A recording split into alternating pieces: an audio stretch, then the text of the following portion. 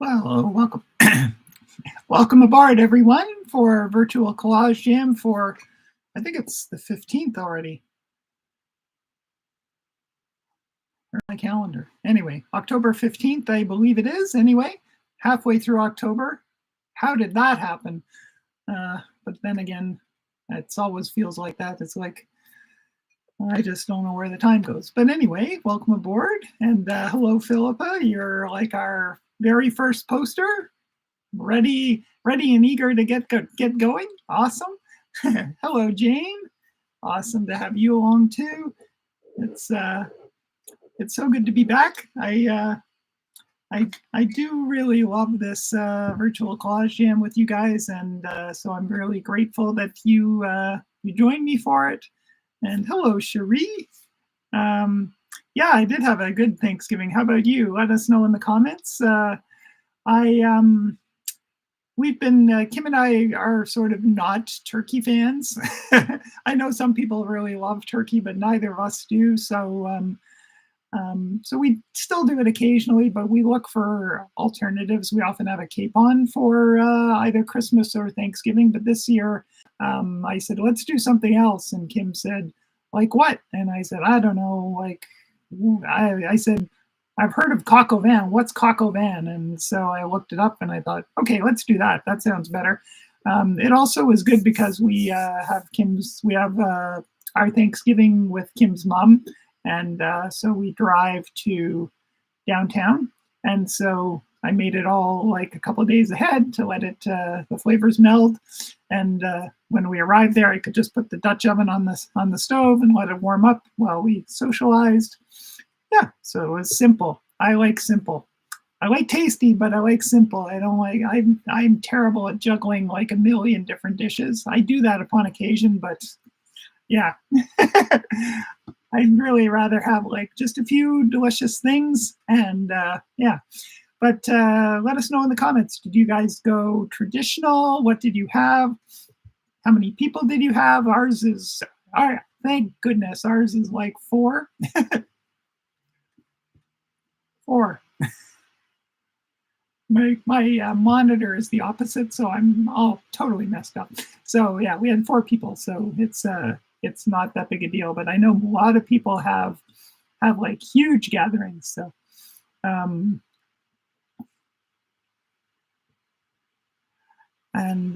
so Philippa has a question. She says, do you worry about using papers that are not archival? That's a question I've been asking a lot these days. Perhaps a short discussion on this, on the magazines, the paper that magazines are printed on is not archival, unless it's like there are probably the occasional magazine out there, like maybe an art magazine or a special, like a premium magazine of some kind, but it's unlikely that they are. So there are a few, so let's talk about that. Sorry, I think I have a sneeze coming on, so I just got to be prepared for that.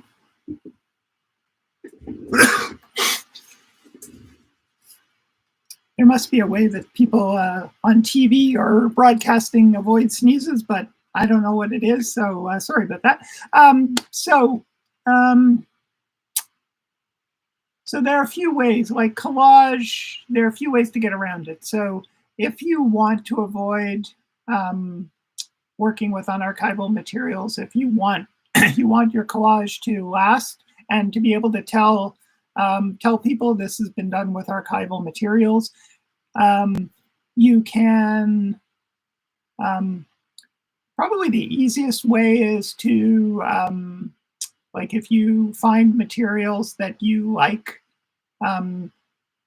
either source paper, like from a premium location. Some collage papers are listed as archival, like the Japanese Paper Place, probably a lot of their papers is that way, any paper that's been crafted. But I also noticed that a bunch of the papers I buy for collaging with at Michael's or other art stores, and you can find them online as well, will say that they are like if they're for scrapbooking, people are very particular about their papers being acid free. So that's a great thing. Scrapbooking papers, either colored or patterned. Um, but magazines, not likely. So if you have an image, it's like this is not printed on archival paper, you can scan it or take a photograph of it. And if you have a printer that prints, ideally what you want is a printer that prints with pigment-based inks rather than dye-based inks. Most sort of budget printers are use dye-based inks rather than pigment-based inks, but some of the Epson printers use pigment-based inks. And so if you use that and then you print it on a good paper, an acid-free paper, then you've made something you can collage with safely. That involves a few steps. It does save you like, oh, I love this image. I love this image. So you can print it a few times and use it as many times as you like. It's good in that respect. But for me, it is too many steps, right? I want to make art, not worry about that kind of stuff. So I use two different approaches. Well, I basically use the same approach, but a different slants. So I collage with whatever the heck I want. And I tell, if someone is going to buy the original, I explain to them that this is made without regard for archivalness. So be aware that it may not last forever. And if you want it to last longer, don't have it in direct sunlight. I've started framing my work just recently using UV protective glass. Whether or not it's a print or an original, because the UV glass also, it's like 2 for 1. You get UV protection and you get anti-glare. And the anti-glare is what I really love. The first time I saw it, Annie, who's here sometimes, bought one of my original collages, and I thought, I'm going to try this anti-glare glass. And I did, and it's like, instead of having all these glass reflections, you do still get a little bit of reflection, but hardly any. So that's great, right? You can see the work more clearly and it's more protected. It's not, I don't know how fully protected it is, but it helps. But archivalness is actually one of the reasons. It's actually a side benefit to the fact that I now show prints, right? So I collage with whatever the heck I want, and I scan it or photograph it, and then that sort of goes aside. That's like a stepping stone, and the print is the final work. And so the print can be printed, like I have it printed at my framer, and he uses archival inks and archival paper, and so the print has should last at least a few hundred years. I think a lot of them say like at least a couple of hundred years. So beyond what I'm going to be worrying about. So there you go. So that's my drive-by on that. A little more than a drive-by because I yacked for a while. Sorry, guys. So Jane, just catch up with the comments. Jane says, long ago, folks painted on plain newspaper, and it's been archived and still looks great. All can be archived if in neutral temperatures. Mediums make collages archival. No. So, of course, it depends what the paper is, how it's stored, and how much light, how much humidity, and all of that. So, for instance, a bunch of the Dada collages from like the beginning of the 20th century, they've yellowed, their colors have changed. You know, I don't know when they actually did their definitive photographing for like online and like stuff like Hannah Hawks and Raoul Hausmann's and Kirchwitter's, those guys. But it has changed. It is yellowed. It isn't the color that it was, and it's still, I think most of it is still pretty attractive, right? It has changed. It's not its young self, it's its old self. So, and newsprint, for instance, I think is actually better, and probably old newsprint even more so, is better than some kinds of papers. Like I think newsprint's better than, for instance, manila or craft paper as far as how much acid it has in it. It's not archival, but it is better than some. So that's why some of the newsprint has lasted well. So the second part of that was medium protects it. It will protect it to some degree, but medium is still porous, like it still allows air to get in, which I was surprised, actually. So I think varnishing is a better option, but medium, I think, will slow but not stop air getting in and affecting the paper. So Cherie says, can the image be protected through the framing process, acid-free mats and use of UV glass? So those things will definitely help, right? An acid-free mat will not affect it, but it won't change the fact that some of the materials you used had acid in them, right? So the mat doesn't magically change the materials you've used. It just means the mat won't add to the problem. UV glass, I haven't actually done enough research, but I think like UV is one of the prime things that damages, like causes fading and damage. So UV glass should help a lot. But I don't know to what degree. That's something I still want to research. But I'm sure it's better than just normal glass, right? So Annie says, hi Annie. And she says, but the glue is not acid-free, right? I think, again, it'll depend. I don't think Yoo-hoo actually says that it is acid-free. Of course, I've got my wrong glasses, so I'm trying to read it at a distance here. When I switch to my working glasses, I'll check that. But yes, you can. I'm sure you can buy acid-free glue sticks and acid-free glue, again, at a premium. I think bookmakers use, bookbinders use particular kinds of glue that are acid-free.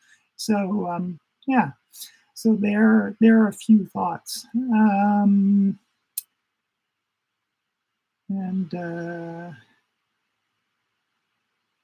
Sorry, I'm blanking. MH. Anyway, she says, hi, Kat. I love the amazing collages you exhibited. Question, were they the original size or did your printer print them larger? Mia, sorry. Yeah, I knew it was just outside of my grips. Mia, I'm sorry. Sorry about that.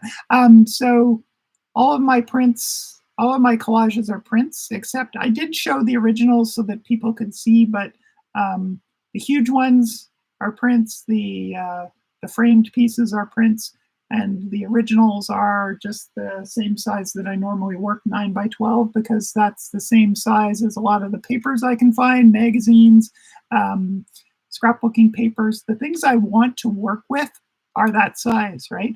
So so this is how I get around, how I can work the size I like to work with materials that are easy to get and still be able to have impact like I've always wanted it. So yeah. And Philippa says, perhaps change is okay. I agree. I think, it's important that if you are selling collage, that your buyer understand and that you price it accordingly, right? If someone's gone to the trouble to make a painting or a collage or any sort of artwork and has made a point about making sure that they're using archival materials that will last, and coating them with whatever they want, et cetera, et cetera, et cetera, and they're acid-free mats and all of that stuff, then they can sell it for a premium. And certain collectors will will want that, or and maybe even only buy stuff that is like that. But I I don't. I say, okay, this is an original collage, and I haven't used archival materials, so I price it accordingly, and I let people know. As long as they know and what to expect approximately, then you're fine. And I like that the fact that it does sort of change over time, right? Like everything does, like even archival stuff, like who knows where it's going to be 500 years from now, if the planet survives that long. Um, I really kind of think like a lifetime is probably plenty to worry about, at least for my work. Um, so, and Cherie says the only constant is change, right? So it's just a question of degree, really. Is it going to be significantly different in 10 years or 5 years, or is it going to be more like 50 or 100 or 200, right? So, and conditions will alter that too. Like if someone decides that they're going to put it outside, or where it gets a lot of strong sun, well, a lot of things fade in the sun, right? The sun, like we've all seen reds go like fade and disappear and be like non-existent after a relatively short time in intense sunlight, right? So yeah. um Cherie says, if I recall, she says Yoo-hoo is acid free. Well, that's good to know, and I should know that. I use it all the time. I love it. So I will. I've got my computer distance glasses on, so I'll switch to my working glasses and be able to read the label, and I'll let you know. And so, speaking of that, it's probably time we got collaging. So let me know in the comments what you're thinking of for as far as CarCulture goes. Are you, first of all, it's always optional, right? So if you don't want to do CarCulture, then do whatever you like, right? But if you are doing CarCulture, what aspect? Because it's pretty, especially in North America, but globally, right? And well, in the first world especially, it's hard to escape cars, and they're like a huge part of our life, whether we whether we like it or not. And some of us celebrate it, and some of us tolerate it, and everything in between. And I forget what the figure was, but it was some scary percentage of meals in North America are eaten in cars. And when I'm sitting there, sometimes I drive Kim somewhere, I have to drive myself somewhere, and I'm like, I take something, or I get something, and I eat it in the car, and I think, here I am doing that exact thing. But yeah, so like eating, like drive-throughs and drive-ins and drive-in movie theaters are sort of this thing of the past now. Every once in a while, like when I was driving up to Midland, I would drive by like an old dilapidated drive-in screen that it was just it's still there. You don't recognize what it is, but it had holes in it, and it was very poignant and interesting to sort of see that. So yeah, and then like there are, like anything that you sort of start digging into, there are a million subcultures too, right? Like people who like this kind of car or that kind of car, or only this kind of driving or that kind of driving, right? Touring, racing, all of that stuff. And then there are those of us who are like, we only like electric cars, and we only like this, and we're interested in that, and we frown on that. So yeah, let me know. I've printed a bunch of images. Most of them are cars, but some of them are sort of drive-in-y type stuff. So I'm going to just see where that goes. So yeah, so let us know in the comments what your strategy is going to be, and let's get going. All right, so camera's going overhead, and And so it's going to go black for a minute or two, and then we will be back. So just getting it into position overhead. Do not adjust your set. Ooh. Let me get into the mount here. All right. There we go. So, oh, and by the way, Kim says hi to everybody, and she's going to drop in and say hi towards the end. So we should have her here around 3:30 just to say hi. And so I'm just going to show you what I've, like if you're collaging, don't worry about it. But if anyone's just watching along, I'll just show you the images that I printed out. Some are close-ups of details. Some vintage pieces. And then I printed a couple of things like signs because I think that's interesting. There's sort of like a type version of the sort of old drive-in theater, and it's starting to fade. A little Route 66 post here with one of the old signs and a bunch of plates along the Route 66, and this is an Alfa Romeo as well. And I have some leftover cars from the making the thumbnail for YouTube. I decided I'd do all red cars in profile for the thumbnail for our stream. And then this is just like these little car illustrations. So I'm not sure how they're all going to go together, but I'll pick a couple of things to start with. And I'll probably use some flat color because I love using flat colors as well to mix in. And I'll cut a few things out to get going, and we'll see how it goes.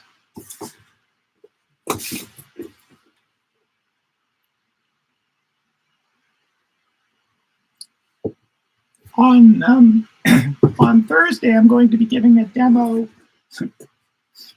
at Art Guild of Scarborough on a collage demo, and they said they didn't want fashion. And I'm like, oh, well then. And they said, we'd prefer a landscape. And I said, well, I don't do much landscape, but I teach it sometimes. So somehow I agreed to do a landscape collage demo. So that's what I've been working on this week, is just thinking about that, thinking about, okay, what am I even going to do? So I think I'm going to try, I'm trying some tests right now. But I think it's going to be I think I'm going to do decollage, but instead of with fashion imagery, with landscape, and see how that goes. It seems my glasses are in another room, so I have to go get those, and I'll be back. So don't adjust your set. Your host will be right back.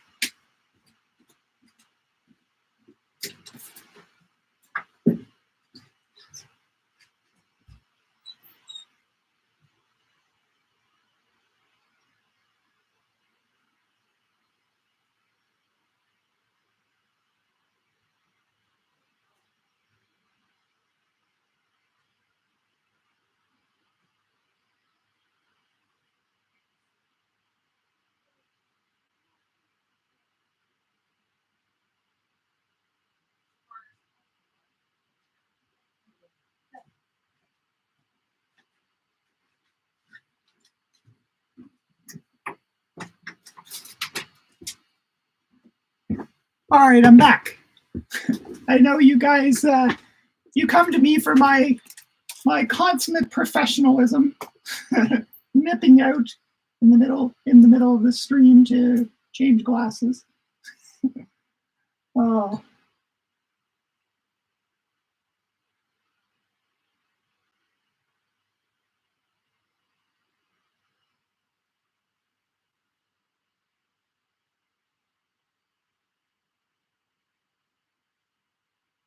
I'm just looking over the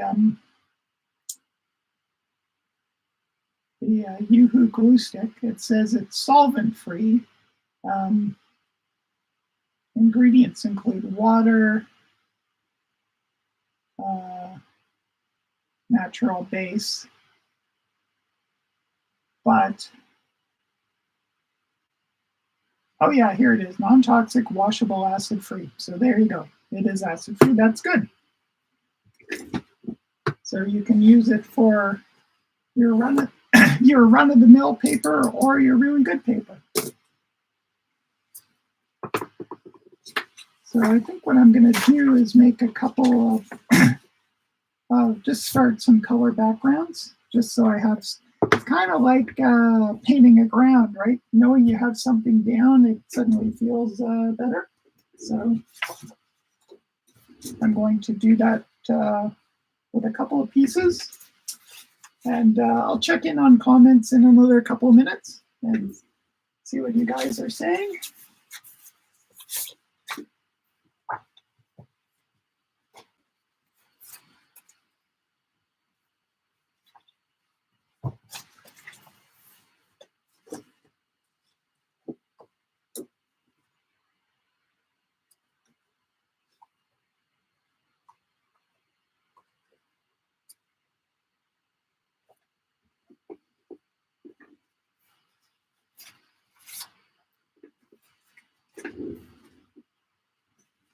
All right, let's see.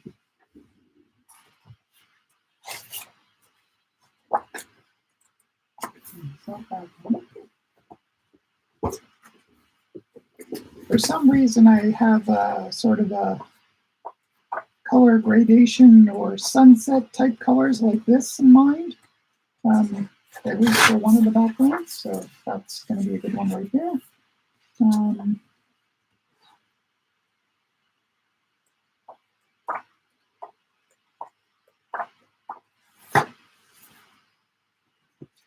That's kind of nice too. It's kind of like sky blue a little bit, fading to sort of turquoise, or not quite turquoise. Seafoam, I guess, would be a better word for that. So start with those as grounds.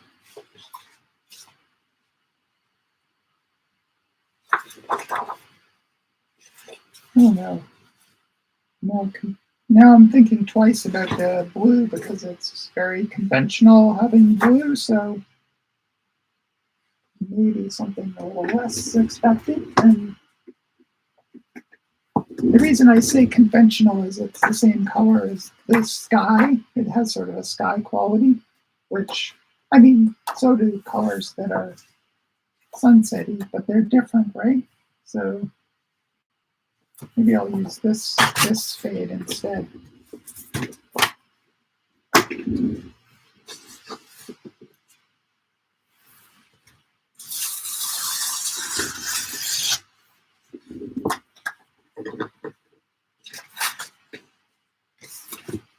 So sometimes people new to collage ask me, so how do you begin? And it's like, well, there are as many ways to begin as there are artists, right? But definitely one way to begin is just working on a ground. And I like working on a ground sometimes because it's a nice little warm up. I'm not figuring out what the collage is going to be yet. I'm just getting something down. And when you have something down, it's suddenly, wow, I've made a start. Look, see that? And that sort of gives you a little momentum, right? So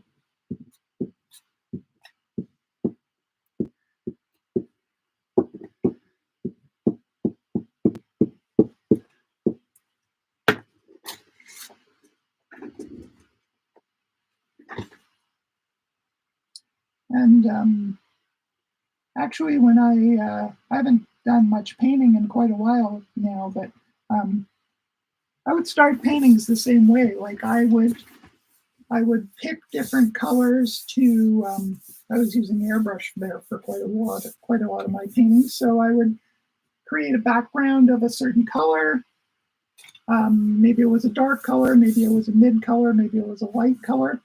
Value, sometimes intense, sometimes muted. And then I just prepare a whole bunch of panels. And then I just pick whichever one spoke to me in the moment to move on to. And that's kind of how I feel about this too.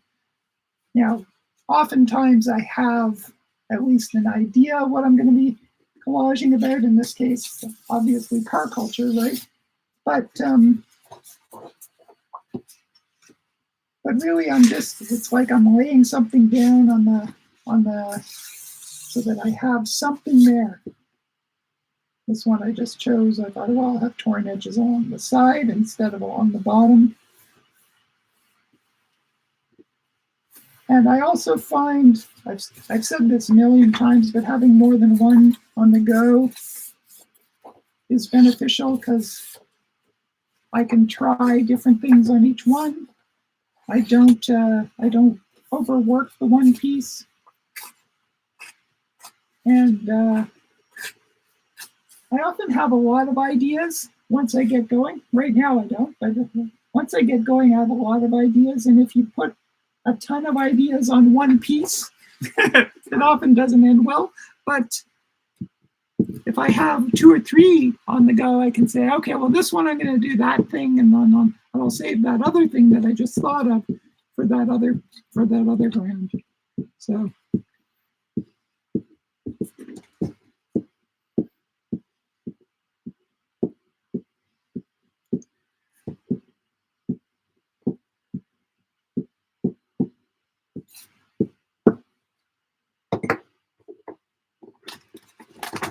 All right, I'll get this glued down, and then I'll check in with what your comments are.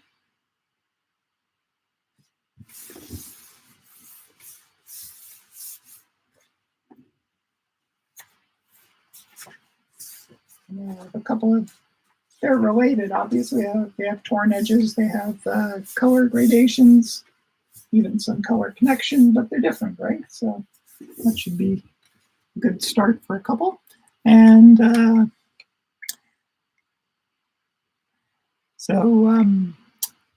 Mia says, my acupuncturist gave me some of his fancy car magazines for collaging. Ooh, that sounds awesome. He owns a Porsche. Wow. Yeah. Well, so right now I'm looking through my many piles of magazines for them while listening. That's great. And it's,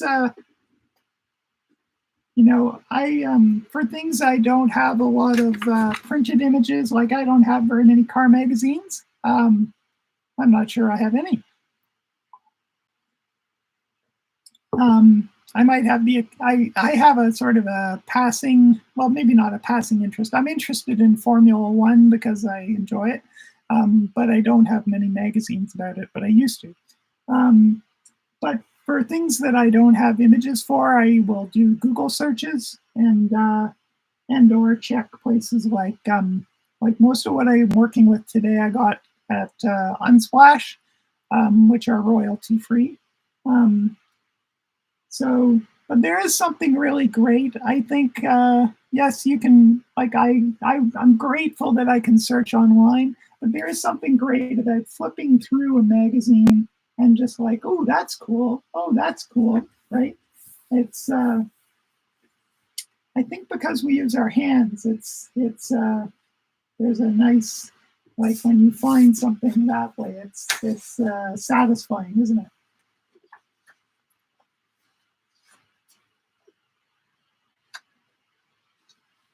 So I really like this image. So I think what I'm going to do is cut the sky out so that I have the bottom, and then I may even use the top as well, the gray sky part of it for something else. But I just feel like that's an element I want to use. So I'll start with that.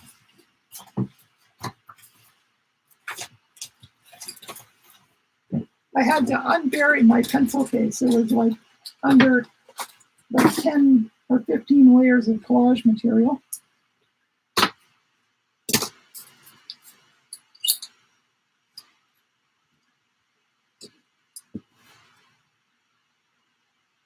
I'm sorry if my head's getting in the way.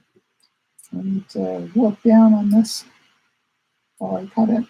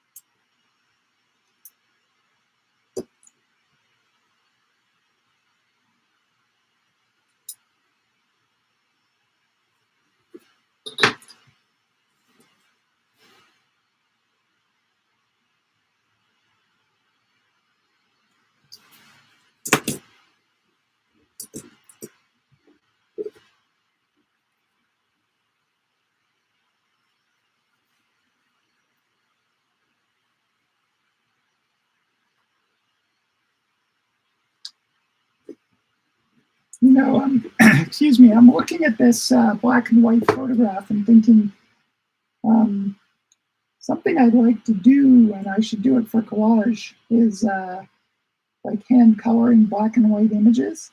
Can be a really tasty little approach. So it's black and white, but you can go in with like either watercolor or markers or something that, and selectively put color into it, and it gives it a very different kind of a feeling.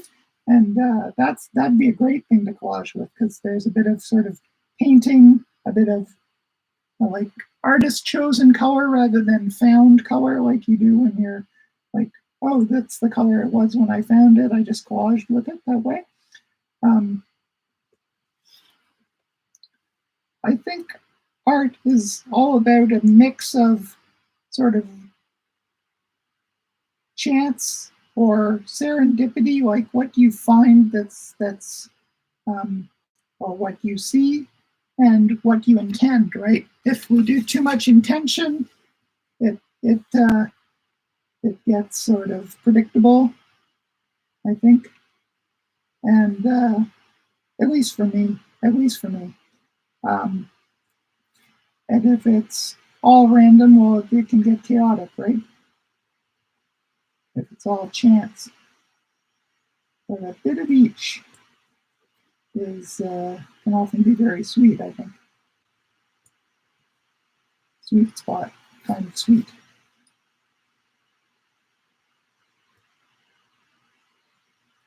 It also depends what kind of artwork we like, right? So,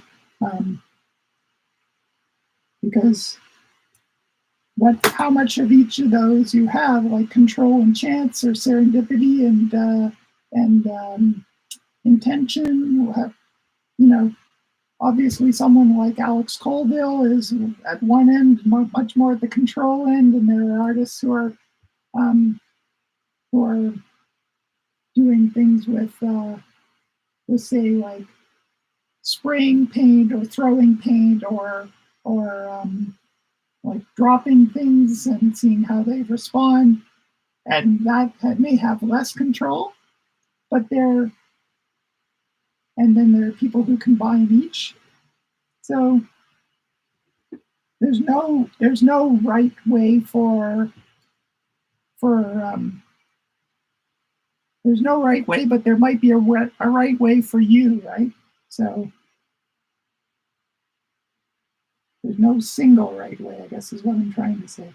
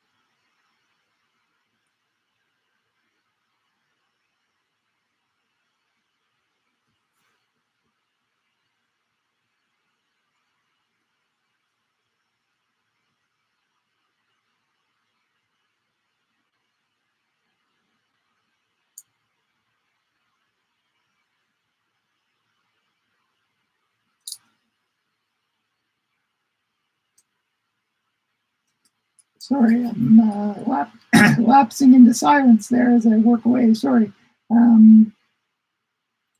Let us know in the comments what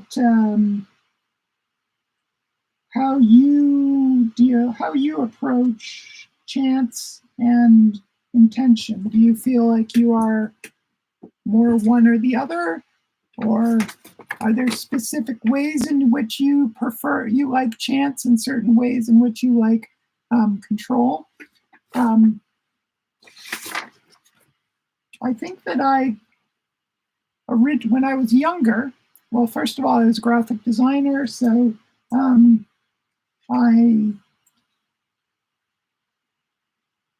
control was important because I had to deliver something that was suited what the client wanted. And also when I was younger, um, I also, when you're building your skills, you know, when you're early on in your career, you are learning to use the tools, and you're building your dexterity and your understanding. And so I think a lot, there are always exceptions, but there are a lot of younger artists are more like building their skills, and their sort of interpretive aspects are built later, but their skills, it's like they play their scales first. They get good at their scales before they start composing. Um, but that said, not every, there are people who do both from the beginning. But I was definitely a control freak when I was younger. I wanted to learn how to paint super realistically. I wanted to know how to mix the exact color that I wanted to use. Um, I wanted to be able to paint like crazy detail, like so, like something that was small but perfect. Um, I've definitely grown past that, but you still, it still comes out in, for instance, my, I like to cut accurately, and I like to cut out small things but perfectly. But I also try and mix in now things that surprise me, because unless I do, it's like, wow, this is so predictable, or it's um, it may be, it may be well crafted, but it isn't interesting. So I'd be curious what, and I'll check comments in a few minutes, but what, how you guys approach that, if you value one or the other, if you, how you, how you balance them.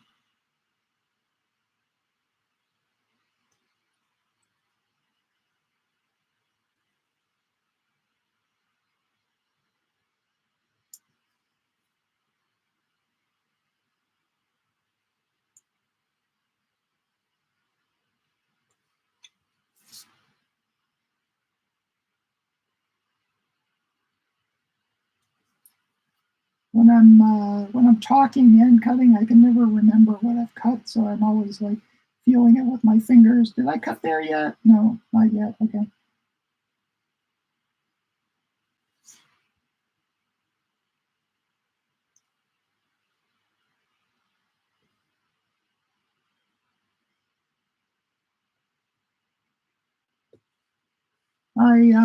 Oh, another thing I should tell you guys is that I entered some work in the, you know, some of you guys are probably familiar with Contemporary Collage magazine out of the UK. Um, they have ugh, an annual awards program. So I submitted to that, which it actually took quite a while, because they wanted some background writing. They needed the images at certain sizes, and they had different categories. So I've entered 3 different categories. But I thought it would be really great to get either an honorable mention or win something for my profile, for people to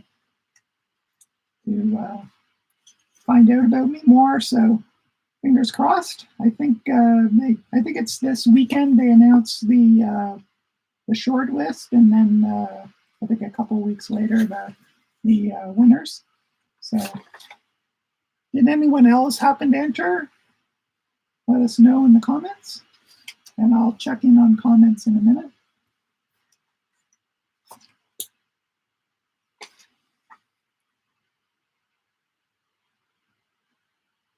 I always have to flip it over in the back to see what I've missed cutting. A whole bunch, actually. Classic. No, not 2 I missed. All right. Well, that's why it's not coming apart, if I'm missing all those big chunks.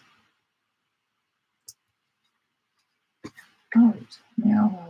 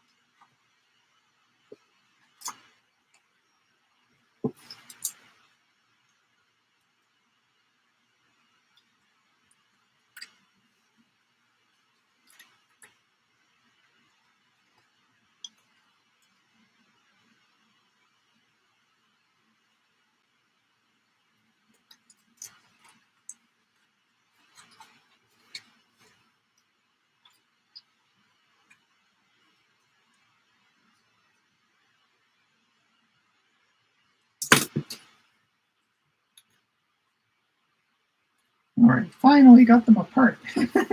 All right, so now's a good time to check in on comments. So just get a little drink. So Jane says, I just cut stuff out I like constantly and file it away. Right. Thus, I do have a collection of cars she's playing with. Right. So that's how she sort of builds her library, which is awesome. Posted one already, but it's not glued down, so still playing. Awesome. Stealing from Cherie's don't glue thinking. And speaking of Cherie, she says, I've just been called away, so I have to sign off. But I was busy yesterday and made 2 response digital collages. Post one for sure. See you next session. So Cherie's probably already headed out, but if you haven't, thanks for joining us, Cherie, and we'll see you in the Facebook group. Mia says, I love the Volkswagen Beetle. I mean, who doesn't, right? It's such a cheerful car. I used to own one in the 70s and it had no heat. Yeah, yeah, exactly. We survive when we're footloose and fancy free. Yeah, so many things like that. It's hard to believe we drove around in them, like like cars without seat belts, or only with lap belts, or like kids in the back seat facing backwards with no seat belts. Yeah. Oh, thanks, Annie. Yes, she says, good luck on my collage entry. Yeah, fingers crossed. Mia says, color mixing theory challenged, thus collage papers come in handy. Absolutely. Mia asks what I entered. So they had a fashion category, so obviously I included that. And then there was a series category open, so I also entered the same collages in that, but it's a different category. It's not fashion, it's series. And then they also had a commissions. So because I did that book of the collage book for the poetry collage book, Bright Fish, I entered that as well. So fingers crossed. Jane says, because I'm not gluing down yet, I'm juxtaposing my collection of cars and taking a photo of each. Perfect, right? I mean, when we take a photograph, we sort of see it a little differently, so it helps us see whether we like it. It also means you can do a whole bunch and then review the photographs, or just have the photographs. So, and Mia says, that's fantastic, Jane. I need to organize my cutouts in the same way. But I'm not sure who is them. Oh, sorry. So them, it's Contemporary Collage magazine. So Contemporary Collage, yeah, right, yeah, sorry, yeah. Contemporary Collage magazine is, I think it's both digital and printed, and you can subscribe to it, and they have social media as well. And it's actually a really good publication. But they have an annual awards program. So yeah, so I thought winning one of those, or even just getting an honorable mention or something like that, would be beneficial for my profile. So yeah, I'll just have to see whether they deem it worthy. So, but they have different judges. They have a different judge for each category, and so yeah.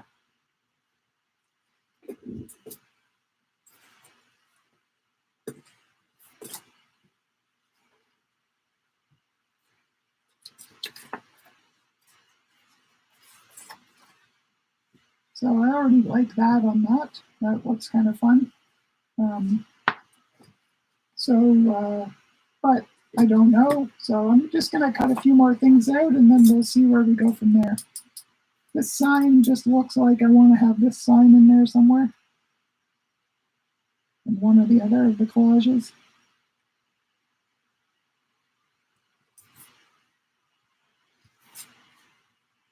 All right, I'm going to try to be a little more systematic about my cuts. I'll do my verticals, and then I'll do my horizontals, and then I'll do my diagonals.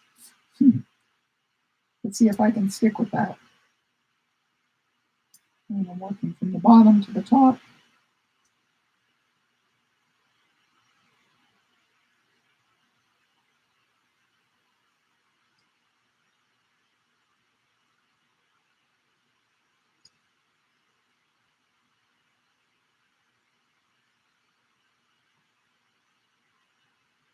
And so here's another question for you guys. What do you like to listen to, or do you listen to anything when we're not on virtual collage jam? If you're just working in your studio, do you like to listen to the radio, podcasts, Spotify? What sort of music do you find beneficial? I notice that for me it varies. If it's too captivating, I stop working. So,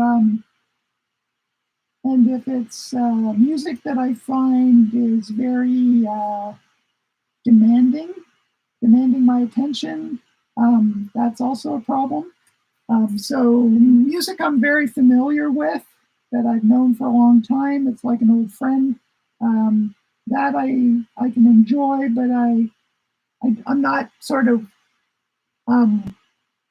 not knowing what comes next. I know what comes next, so I relax.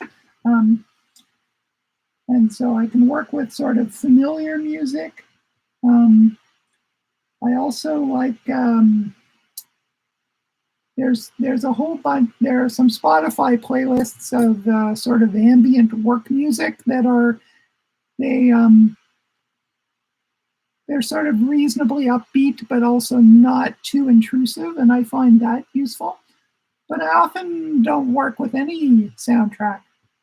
I often will turn something on and then I'll turn it off again, because I find that that I just need to hear my thoughts. So it also depends what I'm doing, right? If I'm coming up with ideas or figuring things out, I often just prefer either something very subtle or nothing. But if it's like, okay, I figured this out, but it's going to involve a whole bunch of something I know how to do, like, for instance, if I'm cutting things out like I am now, right? That's fairly clear what I'm doing. So I could listen to something that was more interesting and still do that, right? Because this part doesn't require I need to do it. I need to sort of cut it out. I need to do it before I can move on. But once I get to composing or figuring things out artistically, then I don't want anything too distracting. So, but everyone's different. Like, I know some people, like Kim. Kim is a multitasker. So she'll sometimes have something on her laptop, be watching, doing social media on her phone while listening or watching something on her laptop, and she'll often do her artwork listening to like a story or a podcast. So her brain obviously works that she can parallel process, whereas mine doesn't.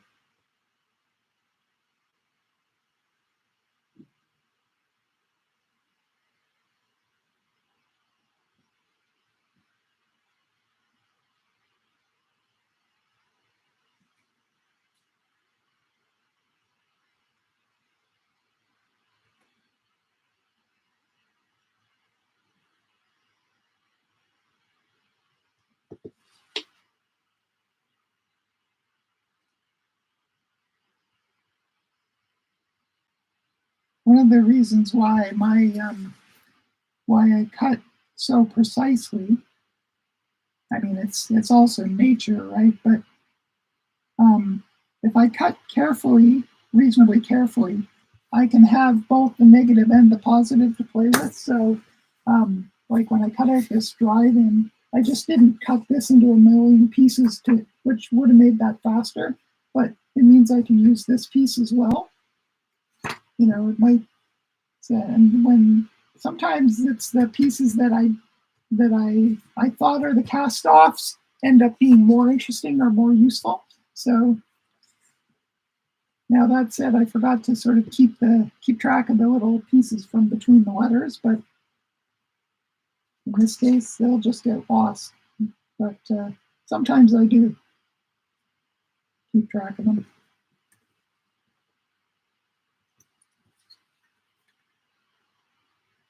Or like if it's a figure, they'll put the negative from like under the arm or between fingers or like that kind of a negative.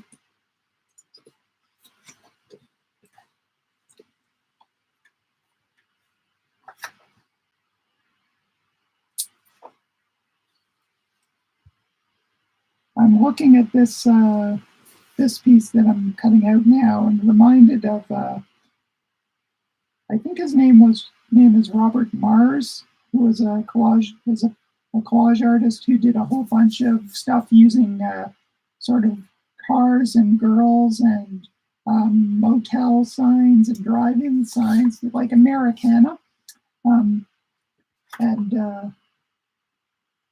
quite good collage, quite nice collages, some paint as well in them. So definitely worth looking him up. I don't know, that was several years ago, so I'm not sure whether he's still doing it.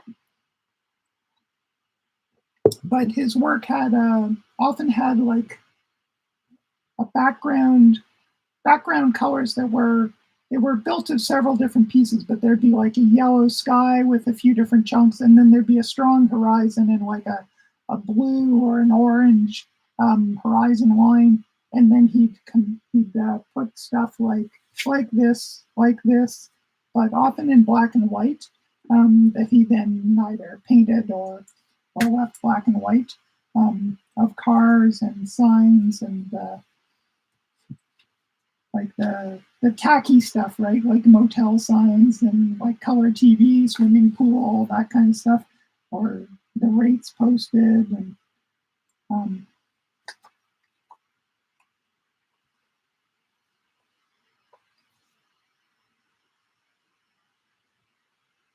so I didn't actually look at his work before doing this, but it's obviously it's in my mind because I'm thinking about it.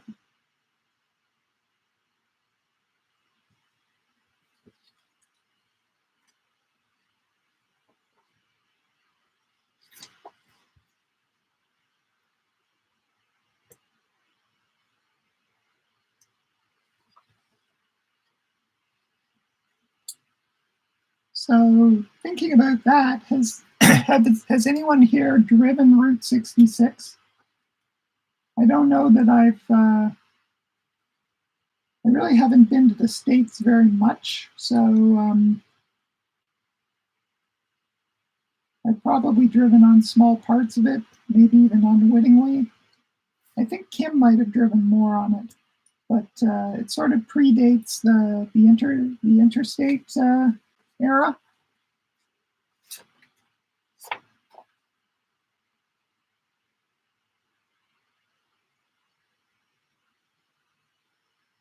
And there's that great song.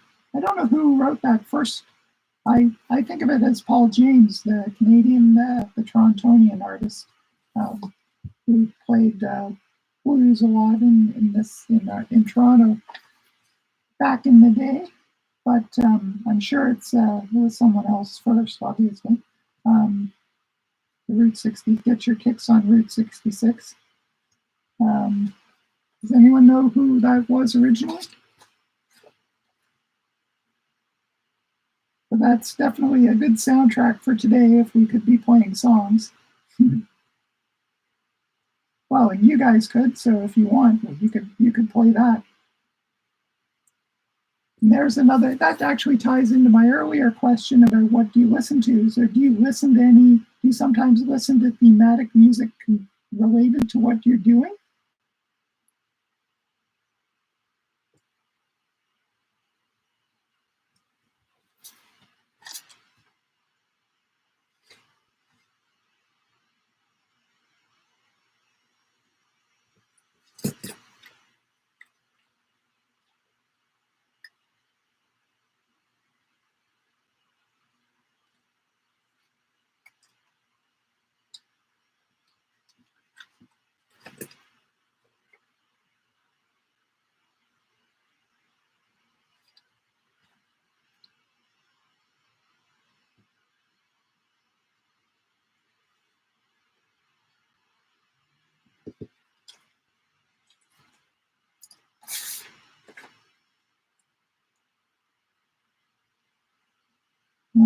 I'll check in on comments in another minute or two.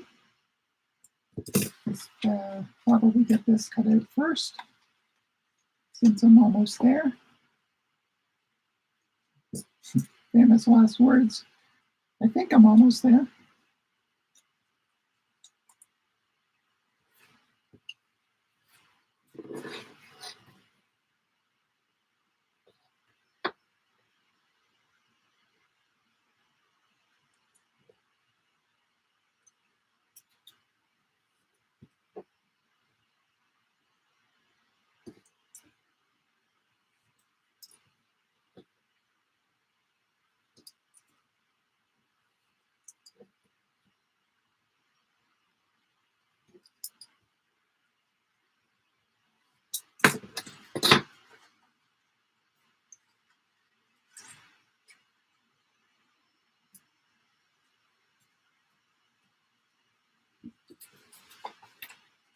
I think as long as I live, I'll never get tired of the satisfaction of cutting something out and seeing it cut out, and that it can nice and crisp, and that it can go somewhere else.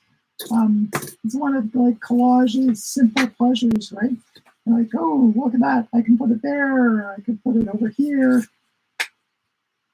It's a simple but delight. And I'm looking at this and thinking it looks like a bit like a totem pagoda or something, without the negatives in it. So, all right. So as far as music goes, Mia says, I found that I can work for a long time by listening to Armin van Buuren trance music. Ooh, cool. For example, the 30 best trance music songs ever by Armin van Buuren on YouTube. That sounds awesome. What was the music track I mentioned? So actually, I don't think I mentioned anything specific, but on Spotify, there are a whole bunch of different playlists. If you search like the word ambient work or the phrase ambient work, there are a few, like music to work to that's ambient. But this sounds awesome. So yeah, that sounds great. And being creative is a bit of there is a trance-like aspect to it, right? And there are certain things that we can listen to that I think promote creativity. Like it sort of occupies part of our brain that might be worrying or thinking about other things. So it allows us to focus more rather than less. So, and I know the science of it? No. I bet you Kim does, but because she is the queen of research. She researches all kinds of things. So, but I don't know.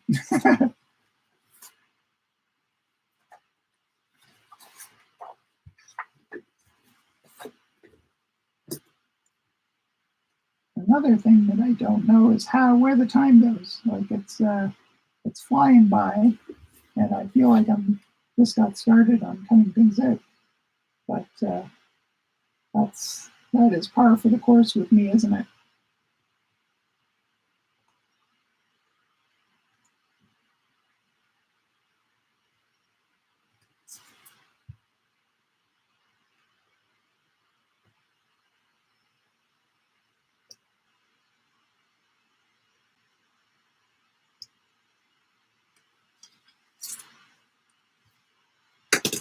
All right. What I'm going to do before I forget is put my negative pieces for this with the blue. And hopefully I can still find them. I know there's one other one. Where has it got to? I should have thought of it just a little before now, obviously. All right, so we got the sign.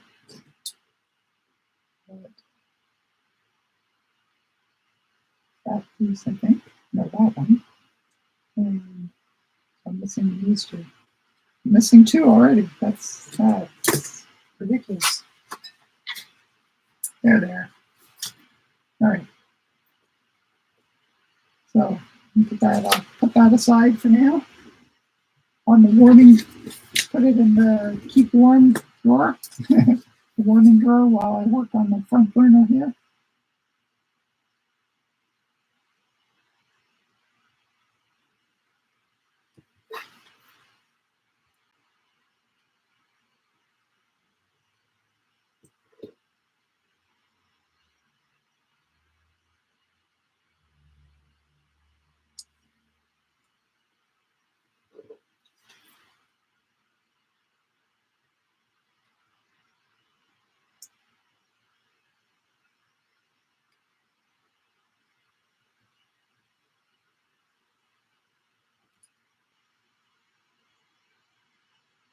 I feel like I must, I've been away from my careful cutting for a while because I feel a little rusty, like it's not quite hitting the way I want it to.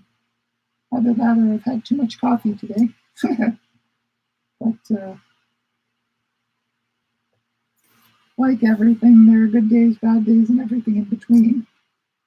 It's never a bad day when you're collaging, at least for me.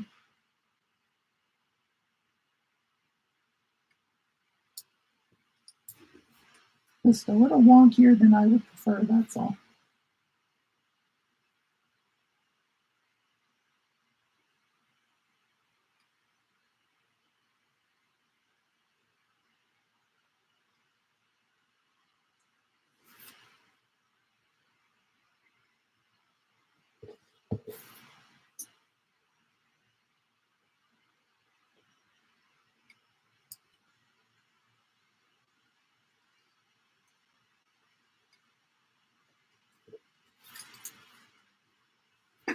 I'm just looking at and thinking about the sign I'm cutting out, which is a weathered old Route 66 route marker sign.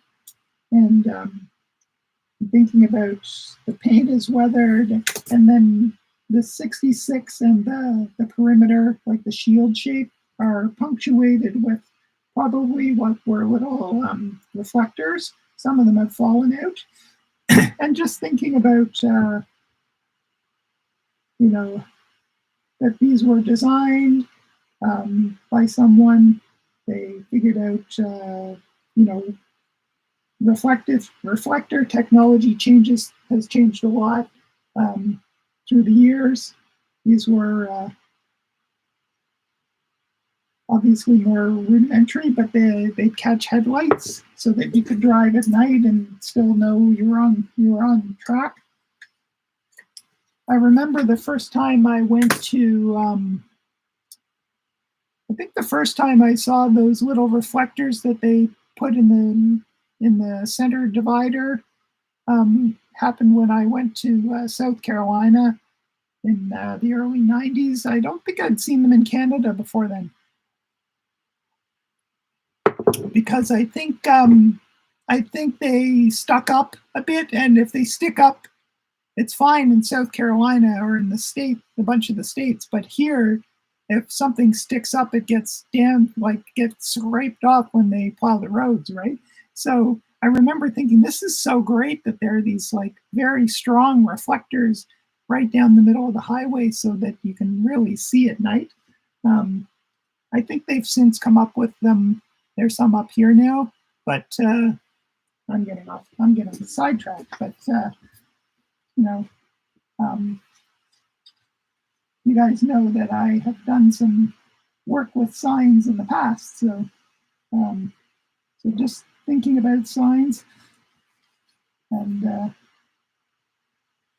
I always wanted to do signs, that to like really reflective. Maybe you don't, but most of our signs, especially on highways, are like super reflective, and if you look at them up close, they have like a reflective surface that is made up of, like, it has a honeycomb pattern to it when you get up close. I always wanted to use that material for one of some signs that I made. and I still will, but I've sort of been distracted by collage from signs. So, and that's not a bad thing. Maybe they'll find, maybe signs and collages will find their way back together in some interesting way in the future.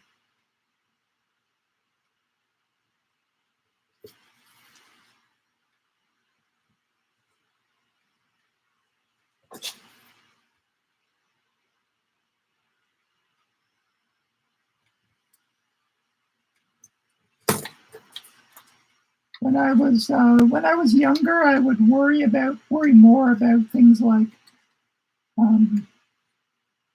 changing things, like, oh, like I've been doing this, but I'm more interested in that, and I think, oh, but I should stick with this because, you know, for whatever reason. And now I'm like, well, if I find it more interesting, I'm going to do it, right? And so that's what's happened with collage.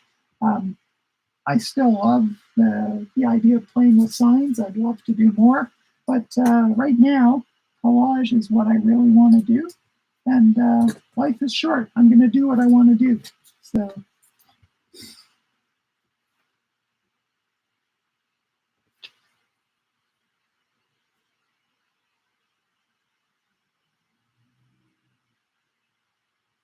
these license plates are awesome. And I'm just wondering whether I want to cut them out individually or leave them on the post at an angle.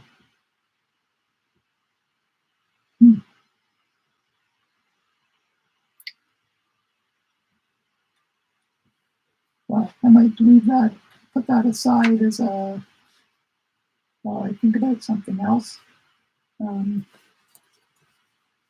This piece is kind of weird, but I just thought I'd keep the 66 as well. And, you know, not like it would take me any time or anything, but I'm thinking about cutting out each one of those little reflectors so that the background, whatever I put this on, shows through. But maybe that's crazy. But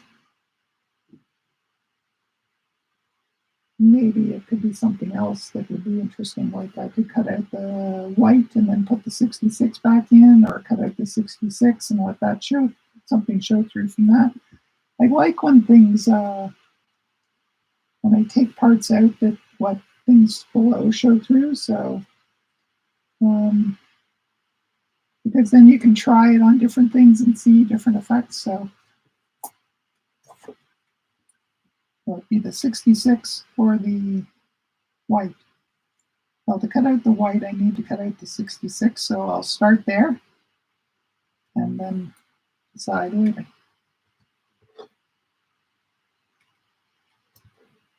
And if you cut it out accurately enough, if you want to put it back in, you can always put it back in. So I was doing some work on our front steps. Our front steps, the concrete is crumbling, and it's a safety hazard, especially with it's a safety hazard for us and our postman. But you know, Thanksgiving's over, Kat. Halloween is coming, so I wanted to get that fixed. And thank God for YouTube. Like whatever you want to fix, whatever you want to learn about, you can learn so much on YouTube. And mostly it's people putting stuff up out of the goodness of their own heart, right? So I was able to watch several videos on repairing steps and how to do it. So I knew what to buy at Home Depot and how to go about it, got a whole bunch of tips. And if you find 2 or 3 different people showing you how to do something, and it's the same for art, right? Usually there are some people who are better at explaining what they're doing than others, but it's great because you can learn a little bit from several different people, and getting it from several different people, or at least a few, is always better than just one, because one person has a particular point of view. Whereas, and someone else will have a different point of view, but then you'll see, oh yeah, they both did this and that makes sense. But they went about it a little differently because of this, and the other person did it a different way. And that's so good, so helpful, because it sort of helps you figure out, well, what makes sense to you, especially if they explain why they did it. So, I'm talking about concrete repairs, but I'm not really. I'm talking about learning. Same thing goes for art, right? If there's an art process you want to learn about, you can Google it. You can go to YouTube and type it in and watch a few different people approaching something, right? And then you sort of figure it out, like, oh, that's cool. Oh, that didn't seem to make sense. Why did she do it that way? Etc. And then you sort of figure it out for yourself, but not from scratch, right? You figure out what makes the most sense for you. So what got me started on all of this was I watched a couple of guys and one young woman who was doing concrete repairs, and something she said repeatedly, which I thought was really interesting because the guys didn't say this. She said, first of all, she said, I do a bunch of DIY stuff. I'm not a concrete expert. So I'm better at these other things, but I do some concrete work. And so she admitted that, first off. And then the other thing she pointed out was all the way along, she'd say, if this screws up, you can just fix it this way. Don't worry about like getting it perfect. Like if this happens, you just do this to fix it. Or if this happens, you just do this to fix it. Like you can always fix it if it goes wrong. And that's what most people worry about, right? Is what if I do something that goes wrong, right? Same thing with art. Like people always worry about it. So I'm always trying to tell them, if it doesn't work out with collage, you can just glue something over top. And like I was seeing with this 66, right? I wasn't sure whether I wanted to cut out the white or the numbers or both. But I can always cut them all out. And then if I decide I want the white, I can just glue the white back in. So cutting them out, yeah, it's a little more work, but right now I can decide either to do it like this, where it's like just the numbers cut out, or I could decide I'm going to cut out the white and put the numbers back in. And if I decide I don't like any of it, I can put it all back in. And then it'll still have little cut marks, but it'll be like I hadn't touched it. So it's always reassuring when you can find things that mean you like, that sort of give you permission to go ahead without ruining it, right? And frankly, ruining art, I mean, we've all done stuff we don't like, and we've all done stuff we liked. But the fact that you can glue stuff over top and fix things, you can often tear things off again with collage. It's a very forgiving medium. Anyway, I'm yakking. I'm going to see what you guys are saying in the comments. All right, so Mia has a recommendation that I'm going to jot down for. So she says, Armin van Buren featuring Trevor Guthrie. This is what it feels like. Ooh, that sounds fun. So I'm going to jot that down and check it out. Thank you.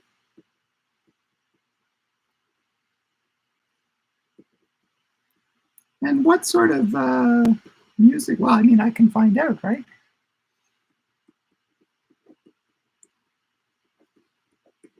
And I see, I'll be with you in a second, Lisa. I see you've joined us. That's lovely. This is what it feels like.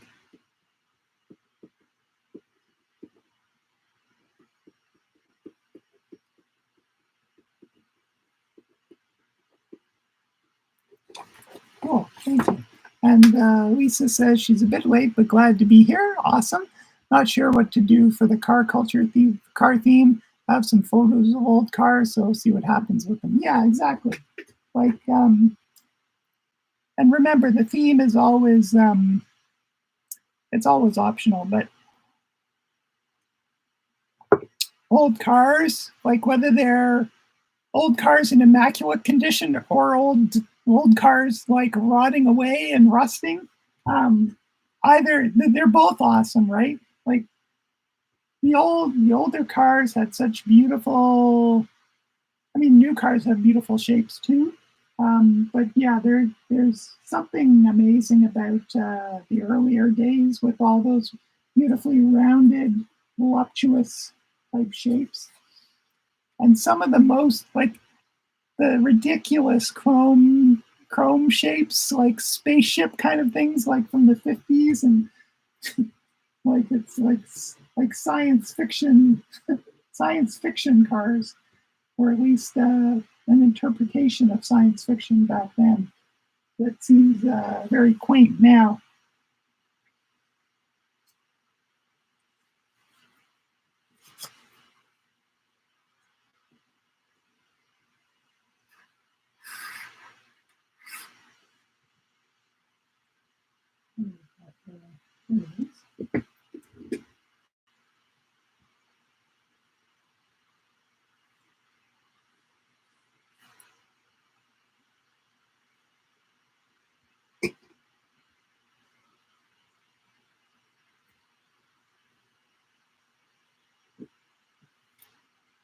I'm just doing a little composition play to see whether there's something interesting.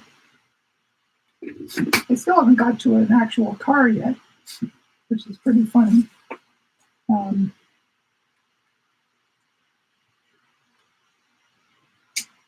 Definitely do a car or two.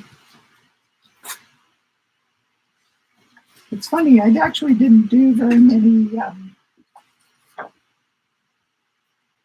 full cars. I did sort of car details. I just went looking for images that got my attention, and I don't know. I think this one is good because it's. I think it's a prime candidate for cutting out because there's something about the fact that I could compose other things around it, and it's not. It won't all be about the car, but it'll definitely be context. So I'm gonna go with that.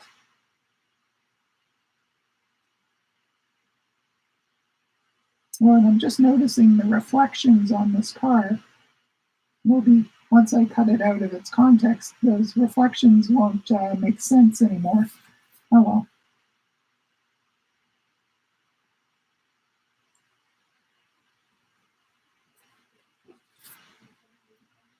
Sure.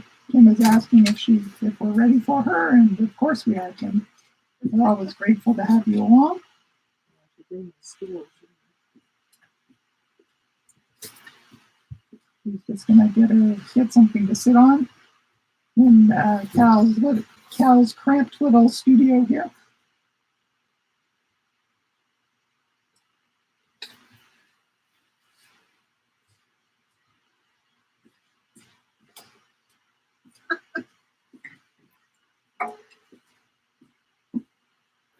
Cal's chaotic cramped studio. Yeah, you're building quite the tower here. Yeah. One of my students thought it was a sculpture. Well, it does have that appearance. It does. So as you Fun images. As you can hear, Kim is here with us. So hello, everybody.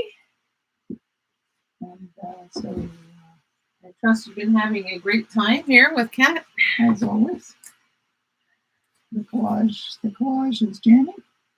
Yay. We're working with CarCulture today, which is why you're seeing the images you're seeing. The lighting on what you're doing is a little weird. Oh yeah, sorry. You're very right. Let's fix some of that, shall we? Yeah. That's Move better. the ring light a little over. Well, it's more diffuse. Yeah, moving the ring light is a challenge because of. Oh, is it? Okay. Well, all right. It is possible, but it moves the camera at the same time, and then sometimes it falls off, and so it's something I would prefer not to do in the moment. I quite understand. Yes. Yeah. So. Hi, Annie. Nice to see you here. And Annie, what have you been cooking up? Who else is here? Mia is that MH? Yep. And Lisa's here. Lisa Kemp. Yep. Hi, Lisa. Hi, Mia. Cherie and Jane are here. Hi, Jane. Yes. Cherie. Probably one or two other people. Philippa. Philippa was here before anyone else, I think. Wow. She was commenting before I'd started the stream. Well done, Philippa. Oh. And so what are you joining us from, Kim? What were you busy working on? I was reading. Right. And contemplating a nap. I'm just like last time, I'm fresh from my exercise program at Wellspring, and and wow, it's excellent, but it takes it out of me enough that I want to have. Sometimes I do have a nap to help with recovery, because my body just gets wasted. Yeah. Yeah. But in a good way. It's a wholesome wasted, not like the fatigue from medical procedures and illness and injury and so on, which makes for a nice change. And I might, if I don't nap, I'll meditate, and then I'm back in my studio preparing for my workshop at the Japanese Paper Place on Saturday. Yeah, is anyone here joining Kim for her workshop at the Japanese Paper Place on Saturday? Let us know in the comments. Yeah, it's a mixed media workshop that incorporates, of course, wonderful Japanese paper. Of course. And some film-based image transfer. Purell transfers is another name for them. And but mixed media. And so I think it should be fun. I've certainly been having fun getting ready for the workshop. I sort of want to spend I wish I could have spent 6 weeks buried in my studio playing piles and piles of lovely Japanese paper. Yeah. There are worse things, right? Seriously. It's so wonderful. We started our session with a discussion of archival versus non-archival. Well, there you go. Talking about mentioning Japanese paper it's definitely a good option. Mm-hmm. Yeah. That there was an artist. Was it on Instagram? I came across her. Anyway, she doesn't live in the zone where the hurricane hit, but she had a gallery that represented her that was in the thick of things. And the gallery was more or less destroyed tragically, and which is, especially tragic for all the owner and particularly the more local artists or regional artists, because they had more work there than someone like her who's further in a different state. But one of the very few things that survived the hurricane was a print of hers at the gallery made on washi paper, which is the name for Japanese paper, and probably printed with really good printer's inks. So, that tells you right there. Well, they had to dry it out. Didn't you say someone found it somewhere? Yeah, someone found it all waterlogged. But it's washi paper, so it's, it was the real deal with really strong mulberry fibers in it, made presumably the traditional way so that it's extra strong.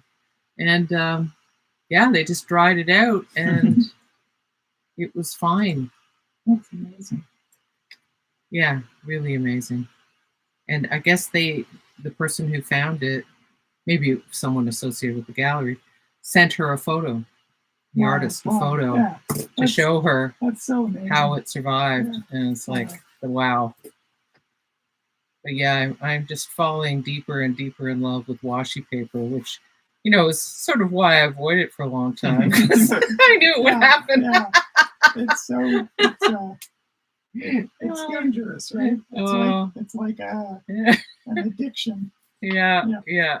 So, I have a whole bunch of it right now, and so my deal with myself is that I have to use a bunch of it up, which is, this workshop is such a great excuse to do. Plus, I'm going to be part of for the very first time, I'm going to be part of their washi artist sale in November.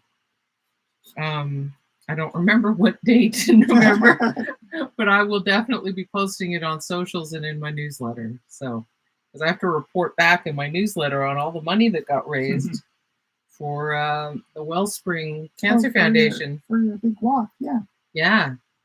Tell people a little bit about that event. I think I might have mentioned it beforehand that I was preparing for it. So I walked 2.5 kilometers. They really make a big, wonderful day out of it. And they had incredible DJ with a dance troupe and playing fabulous music. That's the problem, right? It took me days and days to recover, because it's not just the walking 2.5 kilometers. That would have been fine, but you can't help but dance to some of the music, and then all the standing on pavement and stuff like that. Waiting for the mayor to finish his speech, and et cetera, et cetera. Yeah. I wandered away from it. I have to admit. That's the right thing to do. Yeah, and we had registered walkers got tickets for food things that were some barbecue and some frozen treats and stuff like that. So that was really nice. Plus the whole energy of it was just beautiful. And we had a perfect day. Yeah, the day was wonderful. It was amazing. So my page raised over $1,200 thanks to really wonderful people and my community, right? Yep, They're awesome. They are.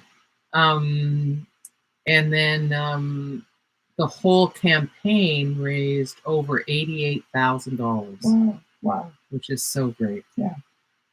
Well done. They do such incredible work. So anyway, I'm really proud and happy to have been part of that. Yeah. And to have walked 2.5 kilometers, at a pretty good clip. Not a trot by any means, but definitely a decent clip. So that's real progress, and that's always nice. But yeah, I've got to dive in after. In addition to prepping for the workshop, Mia asked,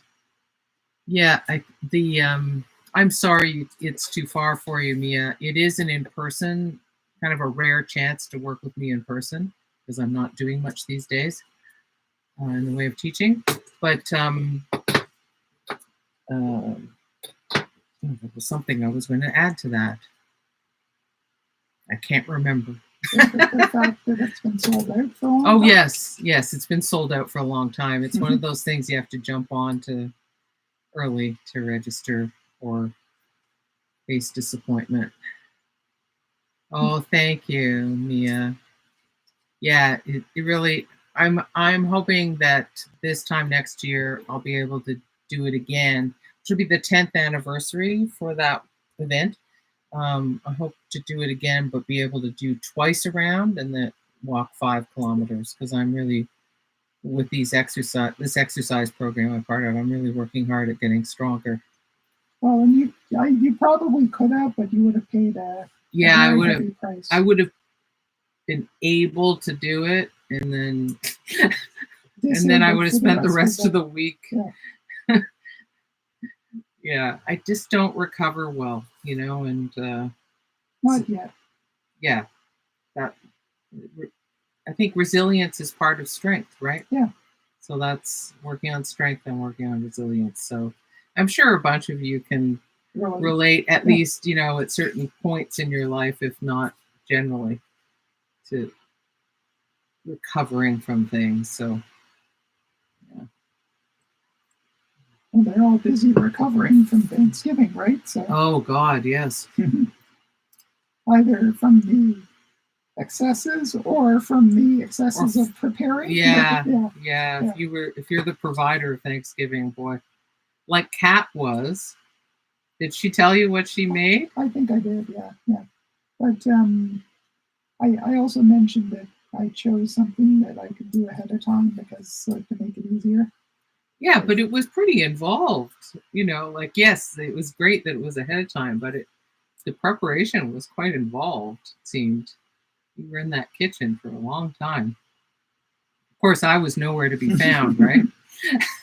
No, you were there for dinner. You were there when it was just served up. So that's right. It would be kind of sad to do it and have no one interested in eating it. I'm one of those people who really loves pumpkin pie. You know, I don't know any other pumpkin pie lovers out there. But I haven't been able to eat pies for 20 plus years because of all the things that I can't eat that are in pies. And but Kat, this is what, your second year in a row or third year in a row of making me a pumpkin pie that I can eat. So once a year, I get to eat pie. The crust is made from almond flour. So it's richer, richer than regular pie. Perfect, right? And the filling is made without dairy products. So, yeah, which is actually not that difficult. So no, but the crust also doesn't have butter in it, which normally exactly good flaky crust will have lots of butter in it. Cold butter, I seem to recall, is what's called for. Yeah. Mia, I can relate, Kim. I'm not sure I could walk 2.5 kilometers, but I want to. Oh, I feel you. I've learned a couple of things that are key to being able to, assuming you don't have massive issues, but you've just weakened over time or because of some previous events. But strengthening your calves is absolutely key, and strengthening your is it flexing your foot when you lift the foot towards the shin? The front of the foot towards the shin? I don't know. Anyway, exercises like just standing up against a wall and lifting your feet, the front of your feet up over and over again. Both of those things are key to being able to walk with greater strength and stability. Yeah. Jane writes, congrats, Kim, for all your accomplishments and keep up the good strength and balance exercise. It's 3:38 and I've got to go, Kat. I like how your collage is going. I've posted 4 images. Awesome, Jane. Wow. Right. What a productive you guys are collager. Hard. So obviously I've still got a long way to go to make any of this make sense, but I'm gonna just switch the camera so we can see Kim. Well, so we can see you. How about you're the star of the show. All right. Let's get that oriented properly. Make sure we can see the sculpture. Yeah. You want to share your latest artworks with everybody. Oops, there we go. All right, come in closer. I'll try. Well, yeah, it's pretty hard. I'm trying to give you as much room as I can, but there's not much to be had. So, sorry about the reflections of my glasses. There, you can see my eyes now. Stay like this. We need the UV. Oh, yours look good, though. Look at that. Oh, what just happened there?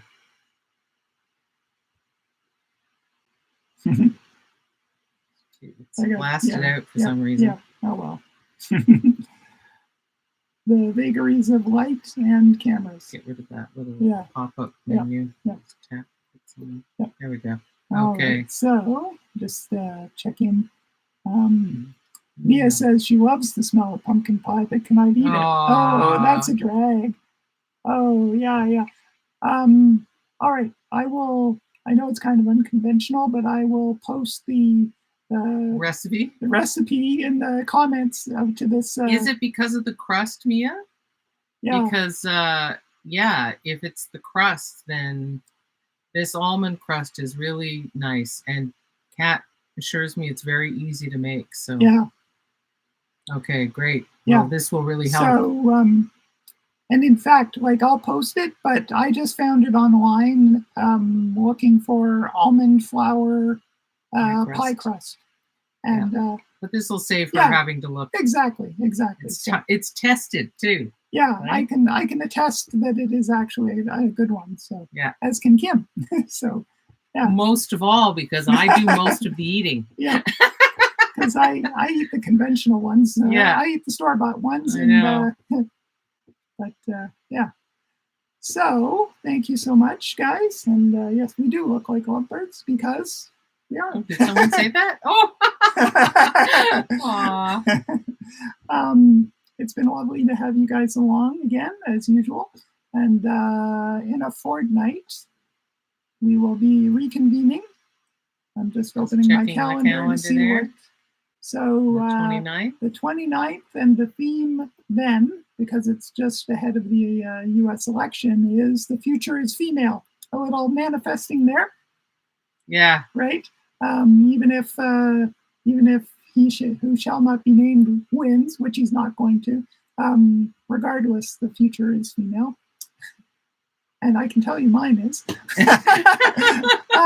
But as is mine, I just hasten to add. Hi, Irina. Hey, Irina. Welcome. Is this the first post you've quick greetings? Yeah. Probably been hard at work on a collage. Yeah, nice to have you along, Irina. And Guten Tag. Yeah, Kim has a smattering of German. Way more. Well, it's way more than I have. Yeah, I took German 45 years ago. I didn't take German at all. Well, so, there you go. Yeah, so I have about this many German words that I can mispronounce all of them. Yeah, perfect. Yeah, so at least you sound good. Philippa says, thank you so much. Yeah, likewise, Philippa. And lovely to see you in the chat, even though I can't see your faces. Exactly. So post your CarCulture collages in our virtual collage jam group. I'll go check them out. And I will try and finish at least one of these two so that I have something to post. I'm gonna try to post something for every jam. I've got a perfect record going since September. So I want to just keep that streak going. Keep it going. If I post something this week, I'll double my streak. So Guten Abend, Mia says, yes. Awesome. Is that evening or afternoon? I thought of Guten Abend, but I couldn't remember if it was evening. Oh, Mia, bless you. Yeah, yes, you. Please hit the like. Hit like. So if you got anything out of today, and I trust you did. And it is evening. And good, because it is her evening anyway, right? So yes, it's a good of course. Good thing that Mia's right on it there. Because she's 5 or 6 hours ahead of us. So yeah, it's getting on. It's heading on for 10 o'clock, or so getting late. Yeah. All right. Well, have a good night. I'm not going to try any friend. You don't need to try anything. No. They didn't come here for your language skills. That's a good thing. Yeah. Just trying to see if I can affect that washed outness. Maybe turn away from the. There you go. Turn away, but look at the camera. That's perfect. There we go. There, that's perfect. There. Anyway, enough with that, and we will see you in a fortnight for The Future is Female. And I'll see you before then on Virtual Collage Jam Facebook page, guys. Thank you for joining me, and we'll see you soon. Keep on collaging. Take good care, everybody. Be well. Bye-bye.